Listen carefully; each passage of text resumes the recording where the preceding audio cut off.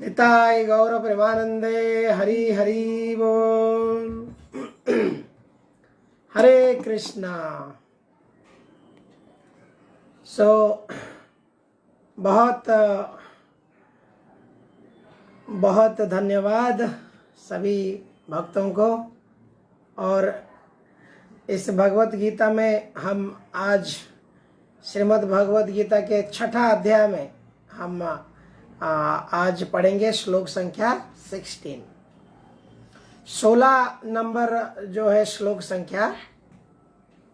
आज इसको पाठ करने से पहले मैं एक चीज मेरे को भी आज मैं भी इसको गौर नहीं ध्यान नहीं देता था। श्लोक हम श्लोक संस्कृत के श्लोक को क्यों नहीं पढ़ पाते हैं। तो मैं आज बताना चाहूँगा कि संस्कृत के श्लोक पीछे उच्चारण करना, या जब हम कहते हैं कोई पढ़ना चाहते हैं तो लोग समस्या क्या है कि ये एक डिफ़िकल्टी है संस्कृत को पढ़ना।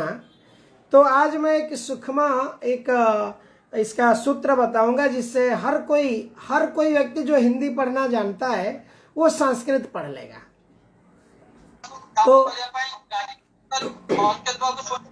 तो इसमें कैसा है, आज मैं 2 मिनट इसका 1 मिनट में समय में मैं आपको बता दूंगा ताकि आपको असुविधा नहीं होगा। आज मैंने ऐसे सागर पाणी प्रभु जी को मैंने बताया है। सागर प्रभु जी भी बहुत खुशी इसको समझ पाए और मुझे भी काफ़ी अच्छा लगा कि नहीं बाकी लोगों को भी हम क्यों बताया ना जाए। तो एक कोई जैसे संस्कृत का श्लोक है, जैसे कि आज हम देखते हैं यहाँ पे श्लोक संख्या 16 पढ़ेंगे ना। तो इसको पढ़ने के लिए जिनको हिंदी भाषा में समझ नहीं आता है तो सबसे पहले प्रभुपाद जी का अंग्रेजी जो भगवत गीता है उसके नीचे अंग्रेजी भाषा में लिखा हुआ है। तो अंग्रेजी भाषा में प्रभुपाद जी ने संधि विच्छेद करके दिया है। संस्कृत के शब्दों में एक संधि होता है, जॉइंट होता है, तो वो जॉइंट को मिला के पढ़ने में थोड़ी सी गड़बड़ी होती है। तो वो जॉइंट को जब संधि को विच्छेद करके अंग्रेजी में लिखा हुआ है उसको पढ़ने से व्यक्ति आसानी से पढ़ सकता है। ये एक रास्ता है। दूसरा रास्ता है वो संधि को आराम से विच्छेद भी किया जा सकता है। कैसे? जैसे हम पढ़ेंगे कोई एक श्लोक लीजिए, कहीं कहीं श्लोक में संधि है, कहीं कहीं में संधि नहीं है।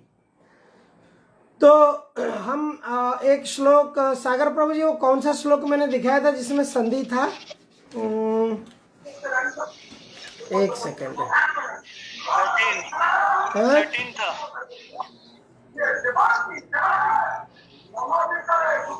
हाँ किसका आवाज आ रहा है, वेट कीजिए। हाँ, श्लोक संख्या 6 में देखिए, श्लोक संख्या 6 में देखिए, बंधुरात्मान बंधुरात्मान तस्य, ये एक शब्द है, एक इतना बड़ा शब्द है। देखिए, बंधु रात्मान तस्य येना आत्मई बा आत्मना जितः। तो अनात्मा नस्तु शत्रुत्व वर्तेता तमेव शत्रुवत।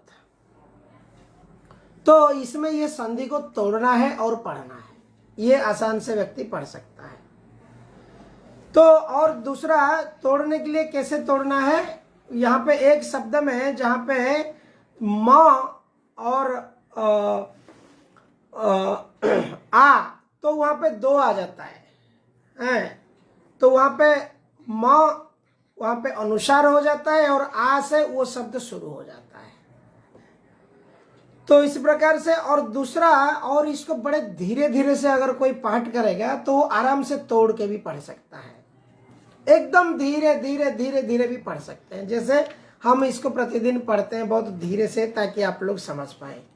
तो माइक ऑन करके जिनको पीछे पीछे दोहराना है वो दोहरा सकते हैं। आज मैं पाठ करता हूँ। ओम नमो भगवते वासुदेवाय, ओम नमो भगवते वासुदेवाय, ओम नमो भगवते वासुदेवाय, नमो भगवते वासुदेवाय। ओम अज्ञानतिमिरान्धस्य ज्ञानाञ्जनशलाकया चक्षुरुन्मिलितं येन तस्मै श्री गुरवे नमः। श्रीमद् भगवत गीता अध्याय 6 श्लोक संख्या 16। तो मैं 1 मिनट में उसकी कल की चर्चा के बारे में थोड़ी सी रिकैप कर लेते हैं। कल हमने चर्चा किया था किस प्रकार से अष्टांग योग की विधि भगवान कृष्ण ने बताया है। ध्यान, कैसे व्यक्ति ध्यान करेगा, कुशाग्रास में जाकर मृग चर्म पे बैठकर अष्टांग योग की पद्धति। और उसमें प्रभुपाद जी ने परपोट में हमें शिक्षा दिया है कि अष्टांग योग पद्धति इस कलयुग के लिए नहीं है। हम केवल कलयुग का जो पद्धति है ये संकीर्तन यज्ञ है। और ये संकीर्तन करने के लिए कौन आए हैं? श्री चैतन्य महाप्रभु। नभ गौरवरं नभ पुष्पसरं नभ भायमवरं नभ भावधरम। इस प्रकार से कृष्ण एक नया क्या होता है, न्यू आता है, हर चीज नया लोगों को पसंद आता है ना। तो कृष्ण अपने रूप बदल के एक नया गौरांग के रूप में आगे नव गौरवरम युग धर्म युतं पुनर्नंद सुतं धरणी सुचितं भव भावधरम। युग धर्म युतम, युग धर्म को पालन करने के लिए, युग धर्म कलियुग का क्या है? हरिनाम संकीर्तन।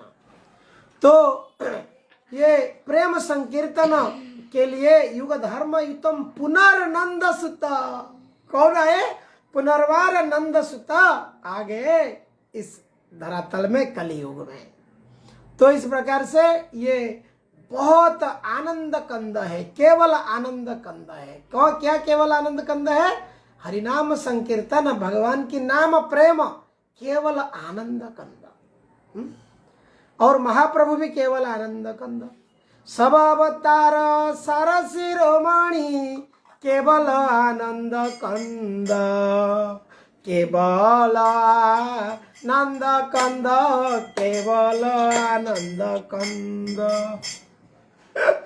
तो ओनली एंड ओनली इज आनंद कंद। ये भक्ति का जीवन जो है ये रियली केवल आनंद कंद है।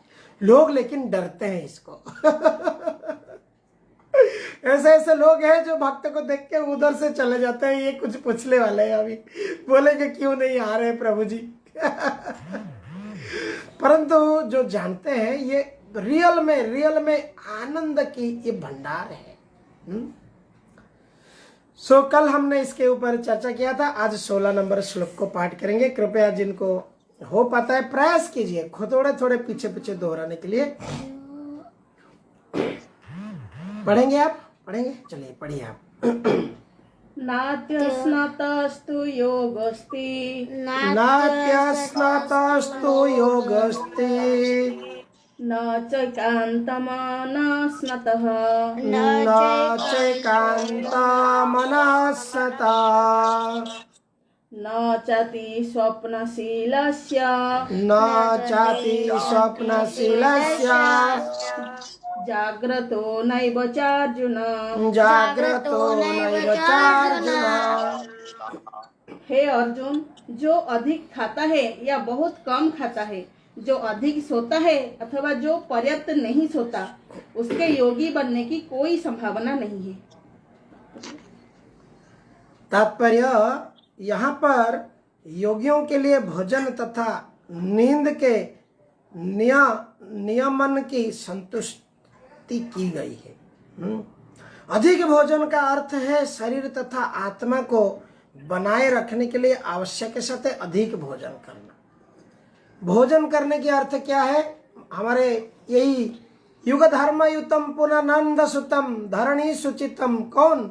श्री चैतन्य महाप्रभु एक उपदेश दिए थे, भालो ना खाइबो भालो ना हेरिबो।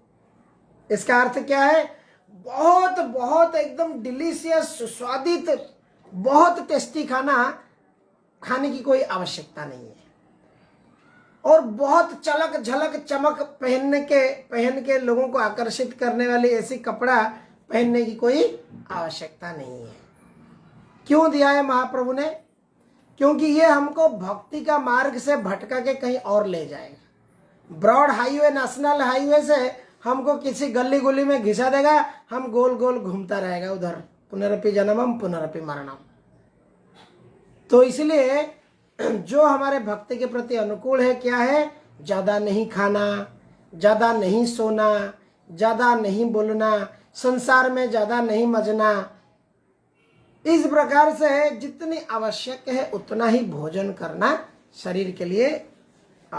ये साधक, जो साधक होते हैं, जिनको साधना भक्ति, क्यों ये साधना भक्ति कहलाता है? हमें क्यों साधना करना चाहिए? क्यों? नित्य सिद्ध कृष्ण प्रेम।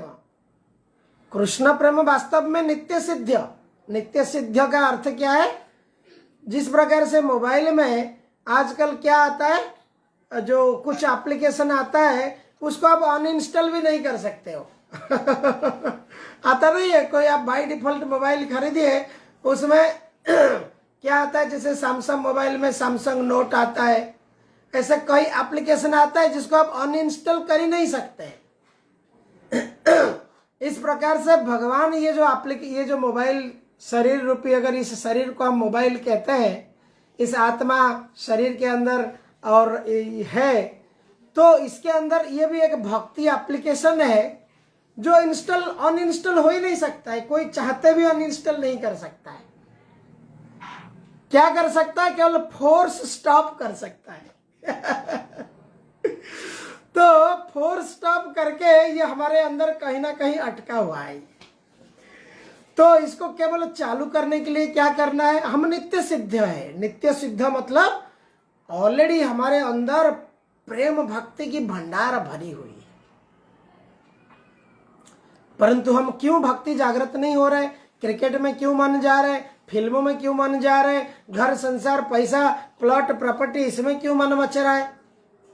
क्योंकि ये हमारी ये फोर्स स्टॉप होके फोर्सफुली इस संसार ने संग के माया के प्रभाव से ये फोर्सफुली स्टॉप हो चुका है। और इसको भी फोर्सफुली स्टार्ट करना पड़ रहा है। खींच खाच के लोगों को बुला के कैसे न कैसे इंद्रियों को संयम करके कैसे न कैसे मन भी नहीं हो रहा है, फिर भी इसको स्टार्ट करने पड़ रहा है। तो इस प्रकार से ये जो हम, इसलिए साधना करना हमको आवश्यक है। साधना क्या है? साधना यही है कि हमको एक रेगुलेटिव लाइफस्टाइल में जीना पड़ेगा जीवन। नित्य सिद्ध कृष्ण प्रेम साध्य करुणाय श्रवण आदि शुद्ध चित्ते करहे उदय। जिस प्रकार से मैंने पहले एग्जाम्पल दिया था, एक पंप को स्टार्ट करने के लिए खेती वगैरह में या कुआं से पंप लेते हैं तो उसमें पानी 1 बाल्टी डालना पड़ता है, क्योंकि पाइप में एयर घुसा हुआ है। अभी पाइप में एयर है तो पंप स्टार्ट कितना भी बार करो नीचे से पानी नहीं उठा रहे फुटबॉल से, फुटबॉल पानी में डूबा हुआ है, लेकिन पानी पंप मशीन स्विच मार रहा है लेकिन पानी नहीं आ रहा है। क्यों? क्योंकि उतना जो पाइप है 10 फीट 20 फीट 50 फीट वो पानी तक जो है वो एयर जाम हो गया है। ये है 4 स्टॉप, एयर स्टॉप करके रखा है। इसी प्रकार से इसको क्या करना है, जैसे हम पानी 2-3 बाल्टी उसमें उसका मुंह से जब पंप जहां पानी फेंकता है वहां पे हम डाल देते हैं तो वो पानी नीचे टच हो जाता है, पाइप पूरा भर जाता है। फिर स्टार्ट करते हैं तो आराम से पानी नॉन स्टॉप, पेट्रोल खत्म होने तक या इलेक्ट्रिक जब तक लाइन बिजली गया नहीं या कुआं से पानी खत्म नहीं हुआ तब तक पंप चलता रहेगा। इस प्रकार से भक्ति ऐसा पंप है, ऐसा पंप में पहले पानी कौन डालते हैं? गुरु, आचार्य, साधु संघ या कुछ किसी के माध्यम से थोड़ी डल गई, 2 4 8 10 सत्संग सुनना चालू कर दिया आदमी, उसके बाद केवल आनंद कंद पंप चलता रहता है। बीच बीच में बिजली कट, पेट्रोल खत्म, ऐसा कभी कभी होता है। परंतु जब कोई साधु संघ में रहेगा, इस प्रकार में आएगा, फिर कहीं ना कहीं फिर घूम फिर के आ जाता है। तो इस प्रकार से शरीर तथा आत्मा को बनाए रखने की यह आवश्यकता है। मनुष्य को मांसाहार करने की आवश्यकता नहीं है। चलिए, प्रभुपाद जी ने यहाँ मौका ले लिया, भोजन की चर्चा चालू है, तो प्रभुपाद जी ने कहा कि यहाँ मांसाहार करने की कोई आवश्यकता नहीं। क्यों?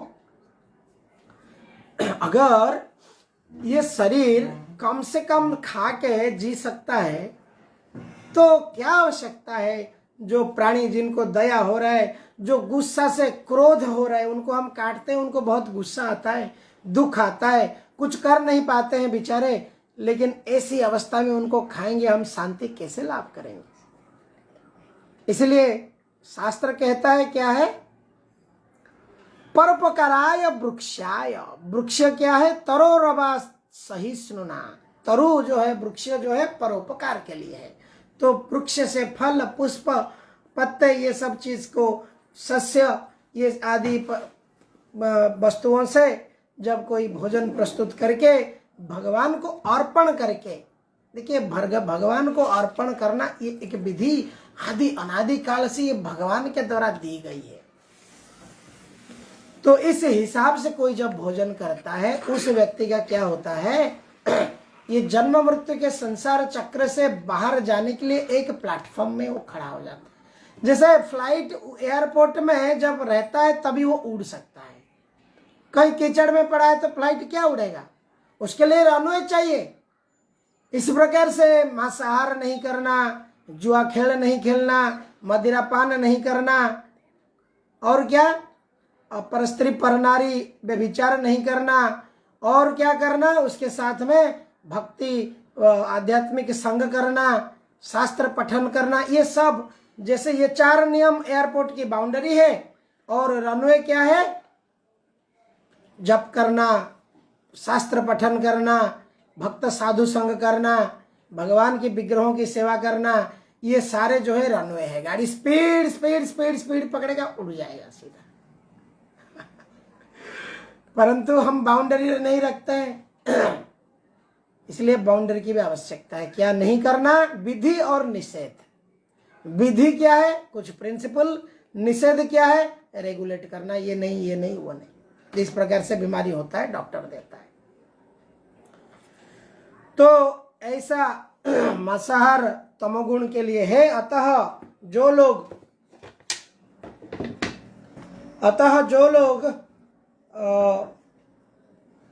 खुद धूम्रपान करते हैं, मदिरापान करते हैं और कृष्ण को भोग लगाए बिना भोजन करते हैं, वे पाप को भोग करते हैं, केवल दूषित वस्तुएं खाते हैं। देखिए, इसके लिए भी एक श्लोक भगवत गीता में। देखिए, ये चीज मैं नहीं कह रहा हूं, पूरा कृपया मेरे ऊपर बुरा मत मानिए कि ये इतना कड़वा वचन बोल रहा है, हमारा मन के अंदर कष्ट पहुंच रहा है, हमको पापी कह रहे हैं। ये मैं नहीं कह रहा हूं, माफ कीजिए। ये भगवान श्री कृष्ण कह रहे हैं, भुंजन्ते तो अधमो पापो जे पच्यन्ते आत्मकारणः। वो लोग पाप खा रहे हैं जो स्वयं की इंद्रियों की तृप्ति करने के लिए, स्वयं की जिह्वा की लालसा को तृप्ति करने के लिए खाना बना करके खा लेते हैं। आज चिकन बना लिया, कल मटन बना लिया, कल फिश बना लिया। मेनू क्या बोलते हैं? मेनू है? आज मेनू में क्या है? तो इस प्रकार से मेनू बना करके है, फिर क्या चित्रगुप्त लिखता रहता है सीसीटीवी कैमरा चित्रगुप्त के पास है। तो इस प्रकार से व्यक्ति क्या करता है? आत्म कारणा भुंजंती ते अधमो पाप। इसलिए हमारे वैदिक रीति रिवाज में, संपत्ति में हम जानते हैं इसको कि जो भी खाना बनाना है थोड़ा अग्नि में डाल दो। आजकल तो गैस चूल्हा हो गया, पहले लकड़े के चूल्हा में डालते थे पहले, क्योंकि अग्नि भगवान के ये सेवक है। तो इस प्रकार से पहले अग्नि को ही भोजन दे देते थे, ये भी भोग लग जाता था अग्नि में ही। उसके बाद चूल्हे रसोई के घर में थोड़ी भगवान को भोग कोने में कहीं रखते थे, भगवान को अर्पित कर देते थे। तो इस प्रकार से जब भगवान को कोई भी चीज अर्पित हो जाता है वो आत्म कारण नहीं होता है। व्यक्ति क्या करता है? भले सब्जी लाया, सोचा आज पनीर बनाऊंगा, लेकिन व्यक्ति अगर इतना खाली चेतना आड़ कर दे घर पे भगवान की विग्रह या फोटो रख के कि आज मैं जगन्नाथ जी को पनीर खिलाऊंगा, भले स्वयं को खाना है, जैसे छोटे बच्चों को खाना रहता है, वो कहते हैं मम्मी आज मैं आपको ये खिलाऊंगा। आज क्या खिलाऊंगा? मैं चॉकलेट खिलाऊंगा, मुझे पैसा दो। चालाक बच्चे क्या करते हैं? कहते हैं मम्मी मम्मी मैं चॉकलेट खिलाऊंगा आपको, मुझे पैसा दो। और चॉकलेट लेके आते हैं, मम्मी क्या खाएगी? बच्चा से खाने से मम्मी खुश हो जाती है। परंतु ये प्रेम जो है मामा का दुगना हो जाता है, क्योंकि मेरा बच्चा मेरे को चॉकलेट खिलाया। इस प्रकार से इससे प्रेम का आदान प्रदान होता है। परंतु पाप कौन खा रहा है? ये जो आत्म कारण, जो भगवान के बारे में सोचता नहीं, भगवान को समर्पित होता नहीं, जो भी कमा रहा है केवल स्वयं की इंद्रिय तृप्ति के लिए सोच रहा है। यहाँ पे कुछ भी नहीं करना है, केवल थोड़ी सी प्रोसेस में चेंज करनी है। घर भगवान का है, तनख्वाह लाया वो भी भगवान का है, बच्चे भगवान का है, सब कुछ भगवान का है। प्रभु मैं भी आपका हूँ, आपको खाना बनाया, भोग लगा, आप खा लिए, उसके बाद मैंने खा लिया। इसके ऑपोजिट में श्री चैतन्य चरितामृत में आता है, जिह्वार लालसा जई पाई इते तिते धाये, शिष्णोदर परायण कृष्ण नहीं पाए। The person who is hankering only for satisfying the belly and genital is not going to get Krishna in his life. क्योंकि belly is genital never going to satisfy.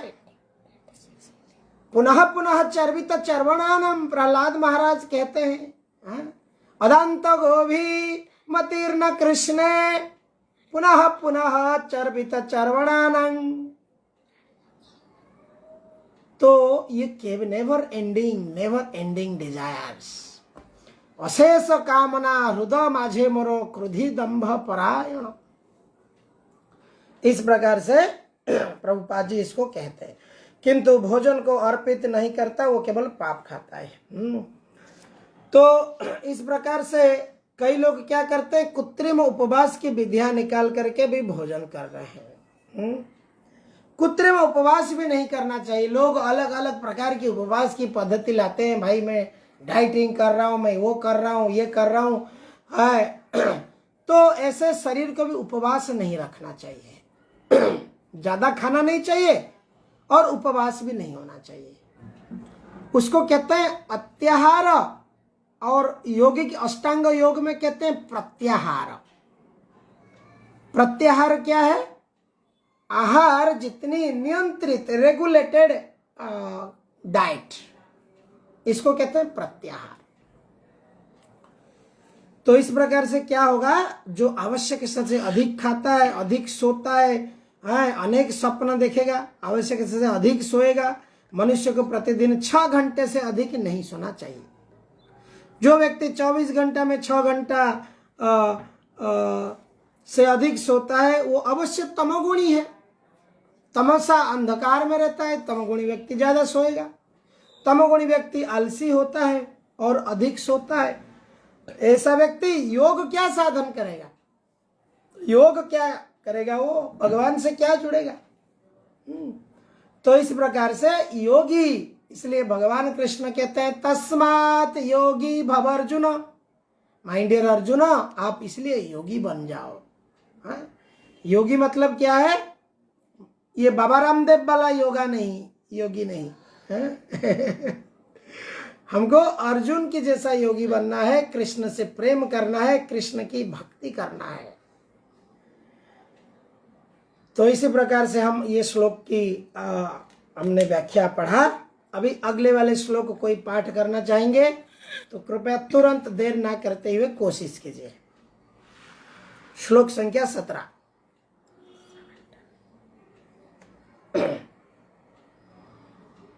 योक्ता कोई है नहीं? ओके, पढ़िए पढ़िए पढ़िए, कोई माइक ऑन किए तो थे। ओके। युक्ताहार विहारस्य, युक्ताहार विहारस्य, युक्तचेष्टस्य कर्मस्तु, युक्तचेष्टस्य कर्मसु, युक्तस्य पावनबोधस्य, युक्त स्वप्नावबोधस्य, योगो भवति दुःखः, योग भवति दुःखः। जो खाने सोने आमोद प्रमोद तथा काम करने की आदतों में नियमित रहता है, वह योगाभ्यास द्वारा समस्त भौतिक क्लेश को नष्ट कर देता है। देखिए आज लोग इसके ऊपर बहुत चेतनाशील है। डाइट करना, एक्सरसाइज करना, ये सारे चीज में लोग शरीर के प्रति चेतनाशील है। क्यों चेतनाशील है? ये भी चाणक्य कहते हैं, क्या कहते हैं, भोगी रोग भयं। भोगी जो होता है, जिसको भोग करना है शरीर को, तो उसको रोग की डर रहता है। भाई रोग हो जाएगा, मैं फिर भोग नहीं कर पाऊंगा। हाँ, उसको क्या रहता है, डर रहता है। पानी का बोतल लेके जाता है, ट्रैवल करता है, तो किधर का पानी पी लेगा, बीमार गिर जाएगा, फिर भोग नहीं कर पाएगा। मेडिसिन दुनिया प्रकार का, अभी तो कलयुग है, कितना रोग है। तो भोगी को क्या है, रोग का भय है। कुलच्युति भयम, जो वंश है, परिवार है, उन जिसकी एक ही बेटा है, वो डरता रहता है, मेरा एक बेटा है, कहाँ गया, रात को आया नहीं बेटा अभी तक, वंश विनाश हो जाएगी। कुलच्युति भयम, भोगी रोग भयम, और क्या और एक दो है कुछ, धन को चौर भयम, धन के लिए, इस प्रकार 4 है। तो ये क्यों है कि जो व्यक्ति शरीर चेतना में ये रहते हैं, इसको कहते हैं देहात्मा बुद्धि। हाँ, अहं ममेति, मैं केवल ये शरीर हूं और ये शरीर के चेतना में रहने वाले ये इस प्रकार के चेतना में रहते हैं। परंतु जो खाना पीना आमोद प्रमोद ये सब आदत से नियमित रहता है, रेगुलेट करता है, उसको क्या होता है, भगवत गीता के अनुसार भगवान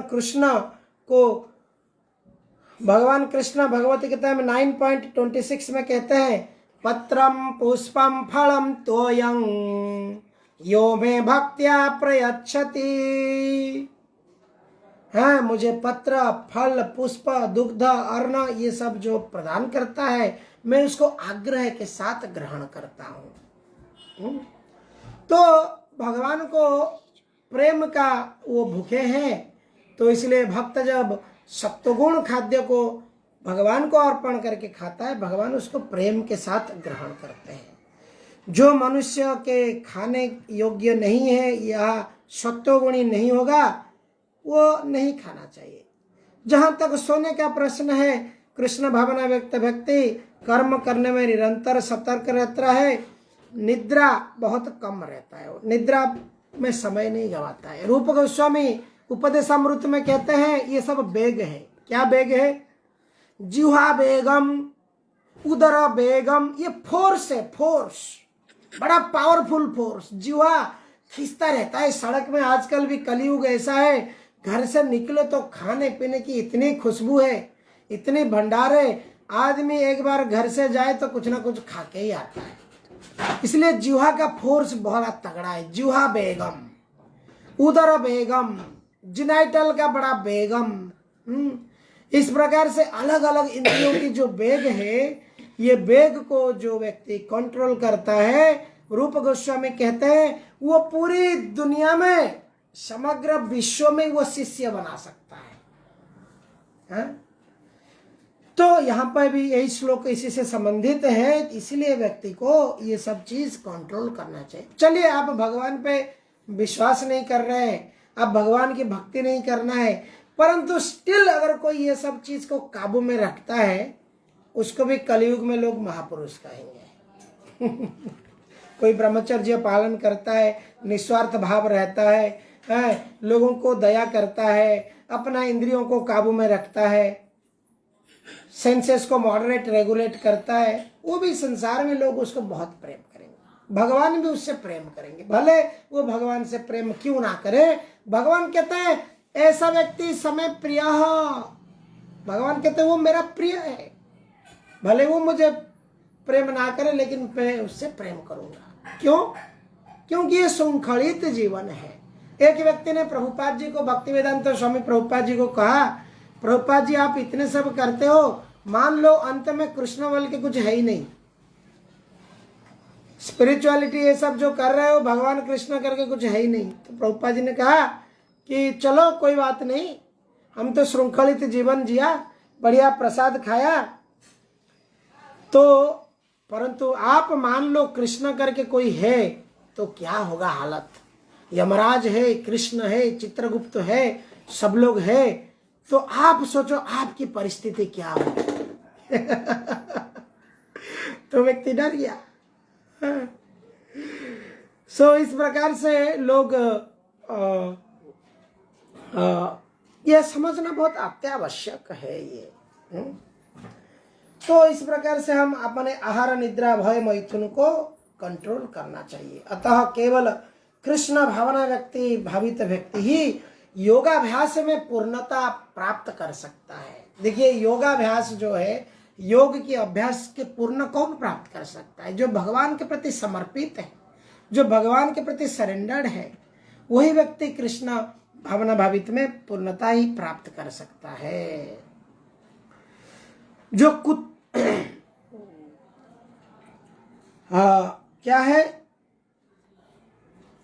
व्यक्ति, ऐसे कई लोग हैं जो क्या करते हैं, कृष्ण को क्या करते हैं, सोचते हैं कि ये, मेरे को एक व्यक्ति ऐसा पूछा था, मैं आज खोल के बता रहा हूँ, एक व्यक्ति मेरे से झगड़ा भी किया, बोला कृष्ण इतना अहंकारी क्यों है, सब जगह में मैं कहता हूँ, अहम सर्वस्य प्रभव मत्त सर्वम प्रवर्तते इति मत्वा भजन्ते मां, अहम बीर्ज प्रजापिता सर्वजोनिषु कौन्तेय, और सब जगह कह रहे अहं अहं अहं, मैं कृष्ण इतना क्यों करते हैं।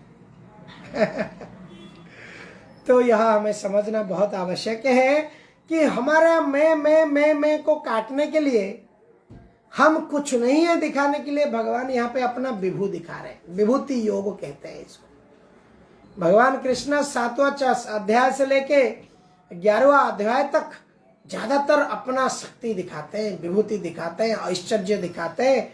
इस प्रकार से भगवान दिखाते हैं कि यह जीव तो तुच्छ है, तुच्छ भोग करने के लिए भौतिक संसार में फंसा हुआ है, अति तुच्छ भोगवा से बंदी हुई माया पासे।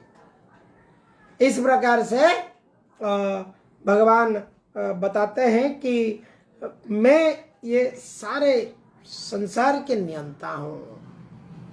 तो शायद अब ये मीटिंग कट हो जाएगी, ये वाला लिंक में कट होता है 40 मिनट में। तो और कितना मिनट है? 2 मिनट है। चलिए आज को कथा को फिर यहीं पर विराम दे दें या और जोड़ेंगे? तो किसका कोई प्रश्न, टिक्का, टिप्पणी है तो 2 मिनट में ले लेंगे। हरे कृष्ण प्रभु।